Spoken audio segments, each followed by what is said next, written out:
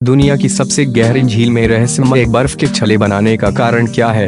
Siberia की सर्दियों और वसंत के महीनों के दौरान दुनिया की सबसे गहरी झील का प्रतीक है।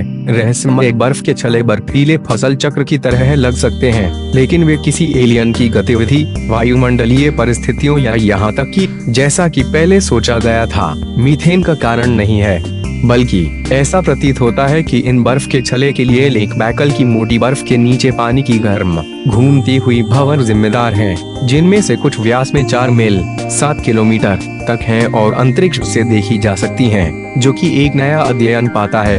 हालांकि इस रहस्य को सुलझाना एक आसान मामला नहीं था। फ्रांस, रूस और मंगोलिया के शोधकर्ताओं की एक अंतर्राष्ट्रीय टीम ने 2016 और 2017 में झील के बीच की यात्रा करने के लिए निर्वाचित किया। रिंग के पास बर्फ में ड्रिल छेद और नीचे पानी में सेंसर गिराए। 1 साल 2 बार उनकी वैन बर्फ में फंस गई थी। वैज्ञानिकों ने झील में गिराए गए सेंसर के आंकड़ों का विश्लेषण करने के बाद पाया कि झील में बर्फ की चादर के नीचे दक्षिणावर्त बहने वाली गर्म भंवर थीं। कोर्डेव ने कहा कि धारियों के केंद्र में धाराएं उतनी मजबूत नहीं थीं, जो बताती थीं कि इन छलों के केंद्र में अभी भी मोटी बर्फ क्यों है। हालांकि एडी के किनारे पर बहाव मजबूत था, जिसने बताया कि इस किनारे के ऊपर बर्फ क्यों पतली थी। उन्होंने कहा, सेंसर ने बताया कि इन एडीज में पानी आसपास के पानी की तुलना में 2 से 4 डिग्री फ़ारेनहाइट 1 से 2 डिग्री सेल्सियस गर्म था, और साथ ही यह भी पता चला कि एडीज में एक लेंस जैसा आकार होता है। ऐसी घटना जो महासागरों में आम है लेकिन झीलों में दुर्लभ है। लेकिन ये एडियां आखिर क्यों बनी?